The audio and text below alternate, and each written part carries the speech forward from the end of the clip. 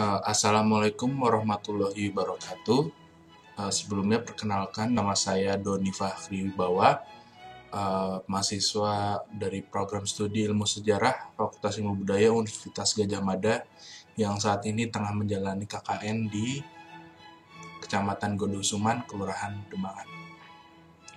Pada kesempatan kali ini, saya ingin memaparkan materi mengenai sejarah lisan 101 atau yang bisa dikatakan pengantar untuk masuk ke dalam sejarah lisan. Nah, pertama-tama sebelum kita masuk ke sejarah lisannya langsung, akan lebih baik kalau saya menjelaskan terlebih dahulu apa itu sejarah. Mari kita masuk. Ya, jadi dalam kesempatan kali ini saya akan menjelaskan mengenai definisi sejarah secara umum, konsep sejarah lisan, tahapan pelaksanaan penelitian, serta kesimpulan. Jadi pada umumnya banyak orang mengasumsikan bahwa sejarah itu kerajaan, sejarah itu tokoh-tokoh, sejarah itu perang, sejarah itu peristiwa politik. Memang tidak salah sih, karena memang dalam buku-buku textbook di SMA atau SMP memang kebanyakan isinya pelajaran sejarah itu ya kerajaan, entah itu dari kerajaan Hindu-Buddha sampai Islam, lalu kedatangan Belanda, Portugis, lalu Belanda, dan kolonialisme, lalu tokoh-tokoh kita tahu misalkan seperti Pangeran Diponegoro, lalu Sultan Agung misalnya, lalu perang, peristiwa politik itu pasti kalau belajar sejarah kita pasti taunya itu terus. Nah, jadi karena kita belajar itu terus, kita jadi asumsi kalau sejarah itu isinya itu doang. Nah, sebenarnya itu kurang tepat karena sejarah itu tidak terbatas pada 4 hal yang saya sebutkan di presentasi ini.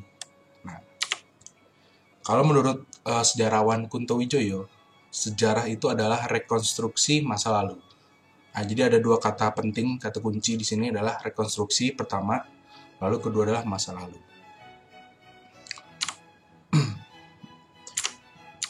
Mengapa rekonstruksi?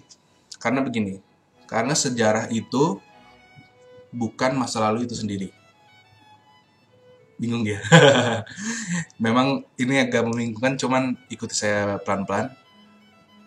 Sejarah itu bukan masa lalu itu sendiri, maksudnya adalah yang kita pikirkan adalah misalnya contohnya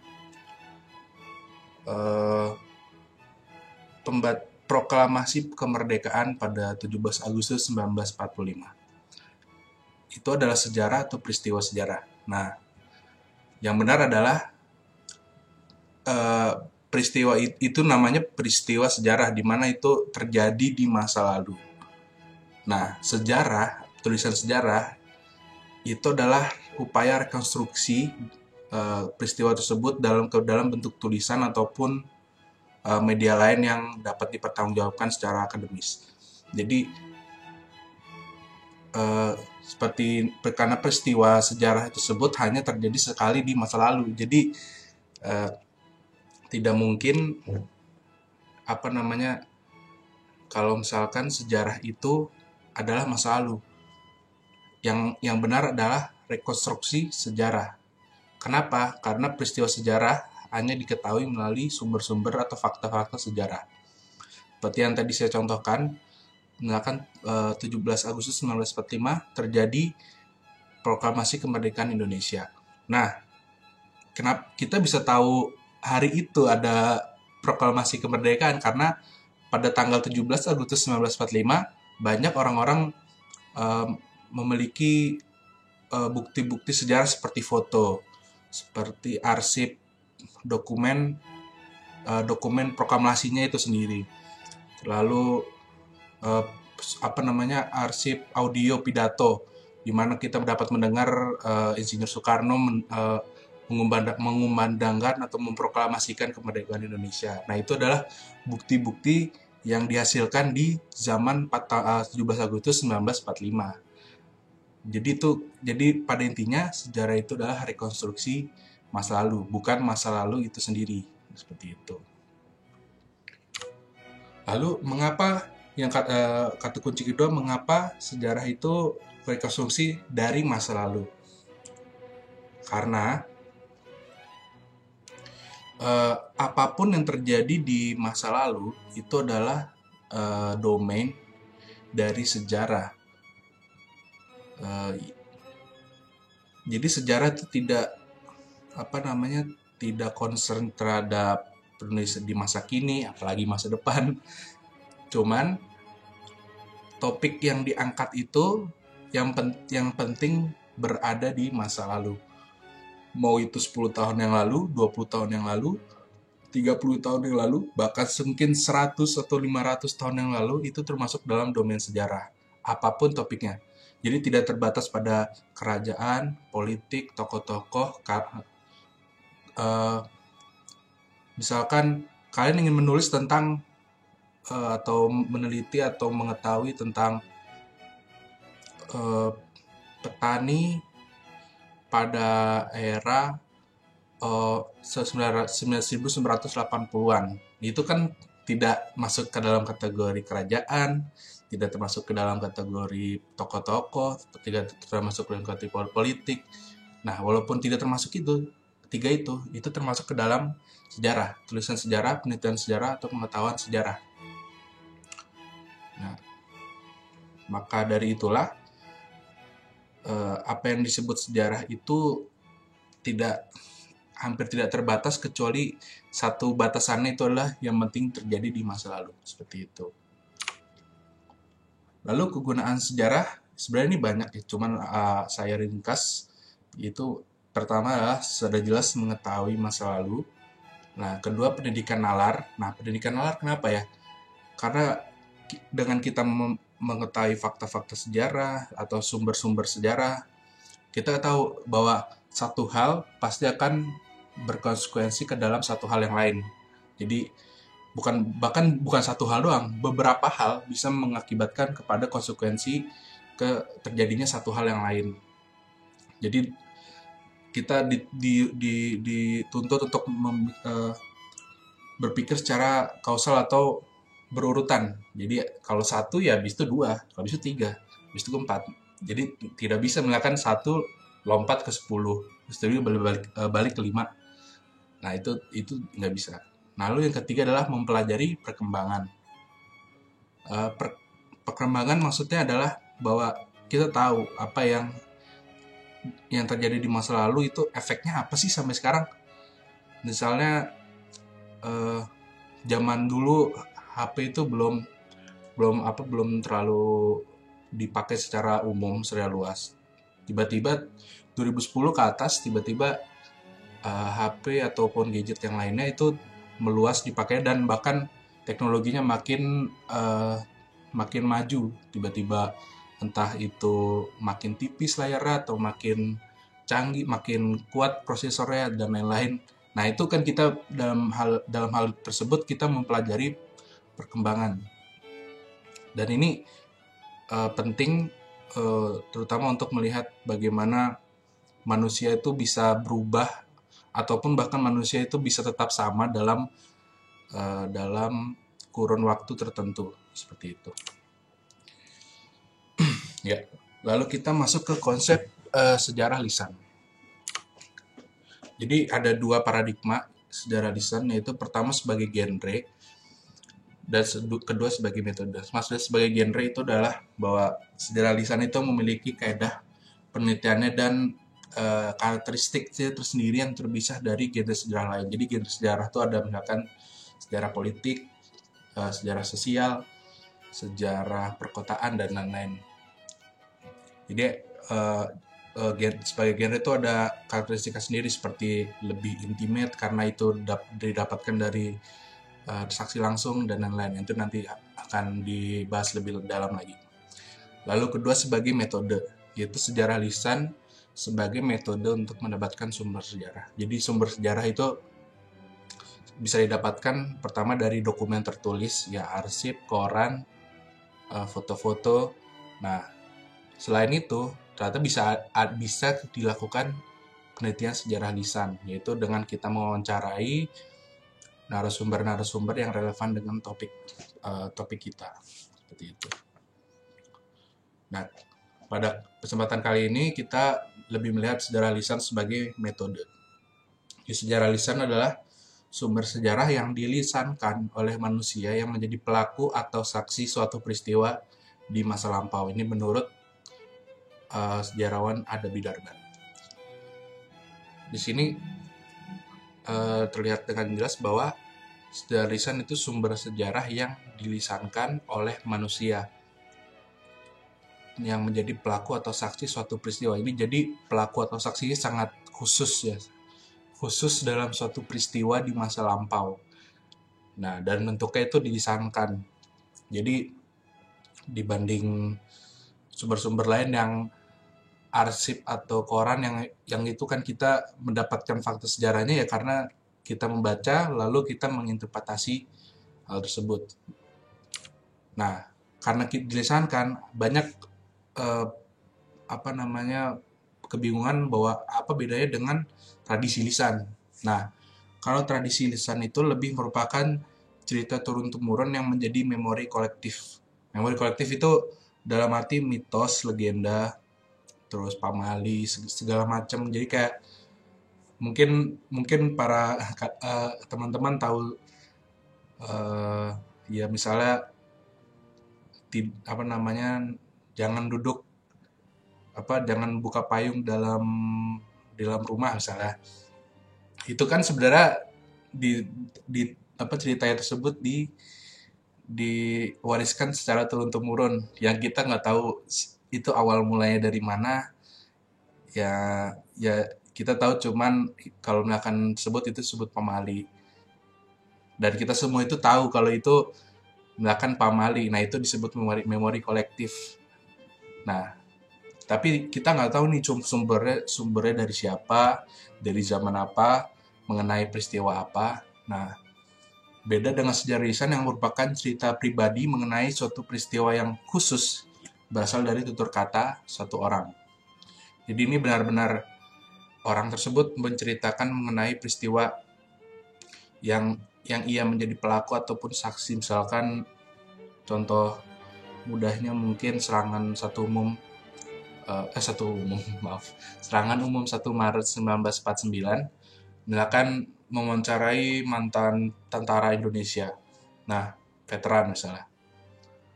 Misalkan mewawancarai veteran tentara Indonesia coba. Nah, itu misalkan beliau menceritakan tentang pengalamannya dalam operasi tersebut. Nah, itu disebut sejarah lisan karena beliau menceritakan tentang pengalaman pribadinya di satu peristiwa yang khusus, yaitu peristiwa serangan umum 1 Maret. Seperti itu. Jadi perbedaannya adalah tradisi lisan itu tidak diketahui sumber dari mana, siapa yang memulainya. Jadi dapat dibilang itu tidak objektif. Nah, sedangkan sejarah lisan itu walaupun berasal dari tuturan cerita orang yang mungkin bisa akurasinya tidak benar, tidak 100% benar karena mungkin memori yang makin memudar karena usia ataupun beberapa hal lain, tapi sejarah lisan masih mencoba untuk mengejar objektivitas seperti itu. Lalu kita lanjut ke tahap penelitian sejarah lisan. Jadi sebelum merasakan penelitian sejarah lisan, yaitu ada tahapan persiapan. Tahapan persiapan yang pertama adalah perangkat metodologis. Ini bahasanya tinggi banget. Cuman mudahnya itu kalian mengetahui premis topik yang ingin diketahui. Premis itu maksudnya gimana? Misalnya kembali lagi di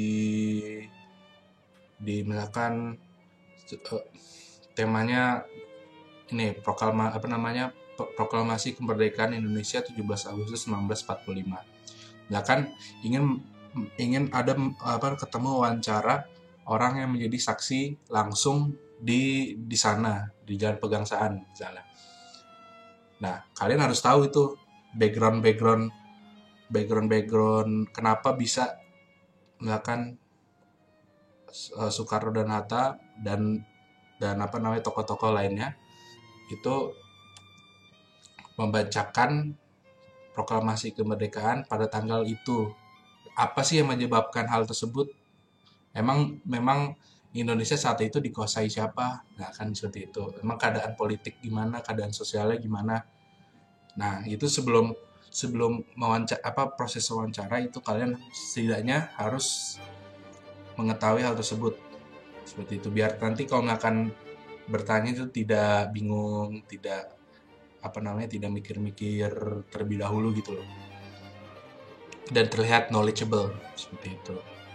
Lalu yang kedua adalah perangkat teknis, yaitu menyiapkan alat penunjang seperti tape recorder, kamera dan lain-lain. Cuman ini kalian yang penting akan sekarang apalagi HP itu udah bisa semua ya, kamera bisa, audio recorder bisa. Jadi menurut aku HP itu udah mencukupi untuk perangkat teknis. Cuman kalau misalkan niat bisa minjem atau membeli audio recorder tersendiri, kamera tersendiri, itu tidak terlalu menjadi prioritas utama. Yang penting bisa direkam dan dapat disimpan seperti itu. Lalu yang ketiga adalah persiapan lapangan, yakni mencari narasumber yang relevan dengan topik. Misalkan kalian topiknya tentang petani di Yogyakarta misalnya, atau di daerah istimewa Yogyakarta tahun 1980-an, ya berarti kalian mencari narasumber yang menjadi petani di atau dekade 1980-an. Jangan misalkan mencari pedagang atau mencari ya pokoknya selain profesinya, selain petani misalnya. Yang berkaitan dengan itu tidak apa-apa, cuman lebih baik untuk langsung menanyakan ke narasumber yang relevan gitu. Nah, lalu yang terakhir adalah pertanyaan kunci. Jadi pertanyaan kunci ini sebenarnya masuknya ke dalam ranah interview guide. Jadi interview guide atau petunjuk interview wawancara itu berisi tentang pengetahuan kita mengenai topik, yaitu perangkat metodologis tadi. Jadi kita secara singkat mungkin bisa diketik terlebih dahulu. Lalu yang kedua adalah pertanyaan. Pertanyaan ini bersifat sebagai petunjuk saja sih. Jadi kayak pertanyaan-pertanyaan penting yang paling tidak harus kita tanyakan kepada narasumber mengenai keingintahuan kita atau keingintahuan kita mengenai topik yang ingin dibahas. Nah, ini contoh interview guide-nya. Nah, ini pertanyaannya ini adalah pertanyaan kunci yang saya tanyakan di beberapa waktu yang lalu dalam tugas sejarah lisan.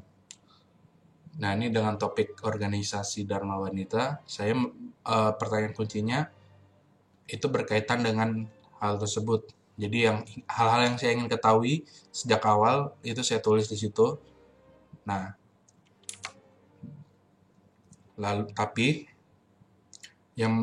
pada pelaksanaannya, ini saya lengkap dulu ke poin ketiga, itu kalau bisa improvisasi. Jadi usahakan ngobrolnya atau wawancaranya itu mengalir. Jadi jangan seperti interogasi atau gimana. Buat senyaman mungkin suasananya.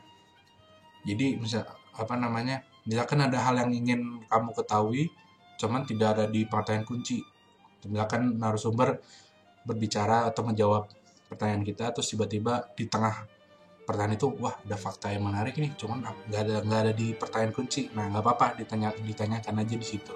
Tapi usahakan obrolannya itu bersifatnya mengalir saja.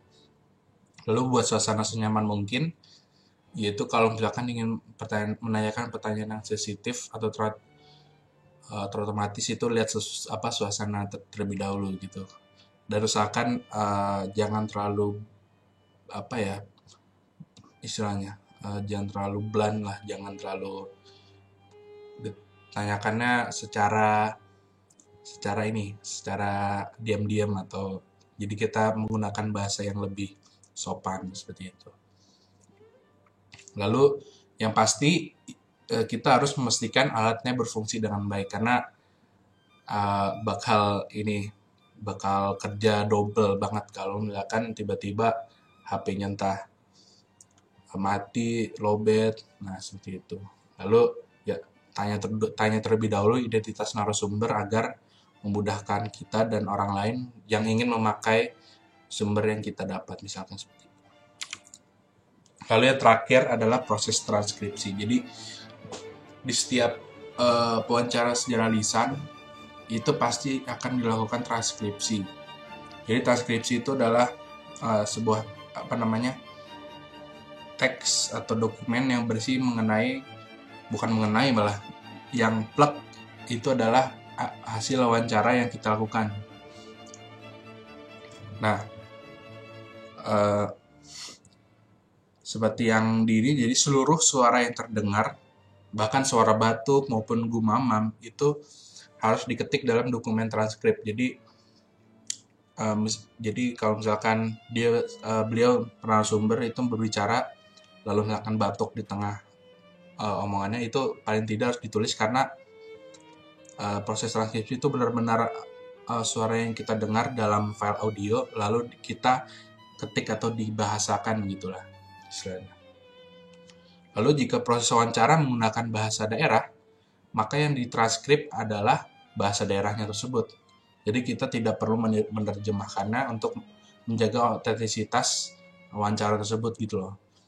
Karena orang-orang pasti bakal orang-orang yang akan menggunakan penelitian sejarah lisan kita sebagai sumber mereka, itu harus menerjemahkan sendiri, karena itu interpretasi orang pun berbeda. Mungkin ada yang lebih paham bahasa daerahnya atau tidak. Kalau misalkan kita yang wawancara dan kita tidak terlalu paham bahasa daerahnya, terus kita mencoba untuk menerjemahkan, itu nanti informasinya takutnya akan kacau balau gitu, tidak salah informasi yang didapat seperti itu. Lalu dalam proses transkrip, gunakan format dan struktur yang rapi agar mudah dibaca oleh peneliti lainnya. Jadi formatnya itu seperti pendahuluan, tapi ini pokoknya yang penting dituliskan dulu pertanyaan kita dan jawaban narasumber sampai habis, dari awal sampai habis. Lalu setelah itu ditambahkan pendahuluan di awal, seperti ini contohnya. Nah, jadi dalam contoh ini adalah P itu adalah pewawancara, N itu narasumber. Nah, jadi dibuat tabel. Jadi kita dipisahkan dengan jelas. Itu P yang wawancara siapa, yang narasumber siapa, seperti itu. Lalu ditambahkan pendahuluan itu mengenai deskripsi singkat lah, deskripsi singkat pelaksanaan wawancara dengan narasumber, seperti itu. Lalu kegunaan sejarah lisan. Yang pertama adalah menambah informasi mengenai masa lalu. Jadi sejarah lisan mampu bertindak sebagai komplementer atas pengetahuan akan masa lalu. Jadi mungkin kita sudah mengetahui sejarah masa lalu kita melalui textbook, atau mungkin teman-teman mencari sendiri di internet, mungkin di situs-situs seperti historia.id dan semacamnya. Tapi sejarah lisan itu bertindak sebagai komplementer atau pengisi suatu peristiwa sejarah yang tidak dapat ditemukan di sumber-sumber lain seperti buku atau artikel, karena istilahnya sejarah lisan itu kan berasal dari pengalaman pribadi ya. Dan pengalaman pribadi orang itu melihat bagaimana peristiwa sejarah terjadi itu berbeda-beda. Bahkan mungkin orang melihat satu peristiwa itu, misalkan beliau menjadi saksi, ada dua orang misalkan, itu dua orang mungkin akan berbeda melihat peristiwa tersebut. Bagaimana interpretasi mereka terhadap itu bisa berbeda. Lalu yang kedua adalah mengetahui sejarah individu dan komunitas. Jadi sejarah lisan itu adalah juga sebagai bentuk diversifikasi atau eh, istilahnya apa ya, diversifikasi, kayak tidak tidak itu saja gitu loh sejarahnya. Jadi kayak sejarah tokoh, sejarah politik, sejarah perang itu kayak itu ditambahkan lagi dengan sejarah individu dan komunitas gitu. Jadi tidak terbatas peristiwa penting saja. Karena apapun yang terjadi di masa lalu seperti yang tadi saya sampaikan itu tetap sejarah. Jadi dengan sejarah lisan kita memperkaya khasanah sejarah Indonesia, yaitu dengan sejarah individu maupun komunitas sekalian, seperti itu. Komunitas dalam hal ini sejarah lokal, misalkan Kelurahan Demangan atau misalkan Kecamatan Gondokusuman misalnya, nah seperti itu. Lalu mengajarkan apa yang telah berubah dan apa yang tetap sama. Nah, dengan sentuhan pengalaman pribadi, nah seperti yang saya sebutkan tadi juga, kita akan mengetahui dampak dari perubahan yang terjadi pada masyarakat. Jadi, perubahan itu kan tidak 100% membawa hal yang positif ya. Mungkin sebaliknya juga ada perubahan-perubahan yang membawa hal-hal yang negatif terhadap masyarakat. Nah, dari sejarah lisan ini kita mengetahui nih bagaimana sih misalkan hal tersebut positif, bagaimana hal tersebut bisa membawa dampak positif terhadap suatu masyarakat atau individu. Nah, dengan sejarah lisan itu bisa diketahui gitu dengan pengalaman pribadinya kan, karena apa ini kita wawancarai seorang narasumber manusia juga ya. Jadi kan pasti mereka punya apa ya, kenangan sendiri, nostalgia sendiri. Nah, seperti itu. Kalau misalkan kita cuman melihat dari apa ya, kayak arsip lah atau jurnal, itu kan kayak kurang aja ya, kurang sentuhan sentimentalnya gitu ya.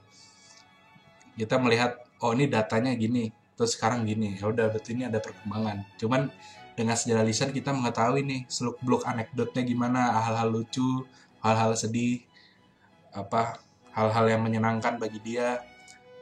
Nah, itu kita dapat ketahui dari sejarah lisan. Lalu yang terakhir adalah menjaga potret masa lalu untuk masa depan.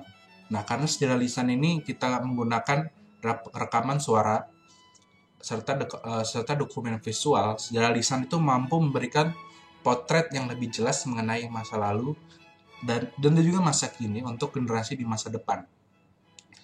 Jadi itu dengan sejarah lisan kita tidak lagi melihat sumber-sumber sejarah yang terbatas pada arsip atau koran, tapi kita juga melihat bagaimana manusia atau masyarakat di zaman tertentu berbicara, bertindak, bertingkah. Nah, sejarah lisan itu memberikan kita hal tersebut. Bahkan untuk di masa kini pun seperti kita pewawancara itu juga memberikan bagaimana pewawancara di masa kini itu dengan masa depan itu kan berbeda ya. Jadi nanti mungkin di masa depan akan melihat, oh orang zaman sekarang tuh kayak gitu, zaman ngomong itu kayak gini, hal-hal menarik bagi dia tuh begini. Nah, begitu. Jadi sejarah lisan itu memberikan potret yang lebih jelas lah terhadap masa lalu. Nah, seperti itu. Ya, mungkin itu saja yang bisa saya sampaikan. Mohon maaf jika pemaparan saya banyak kesalahan. Mohon maaf. Terima kasih untuk teman-teman yang sudah memperhatikan.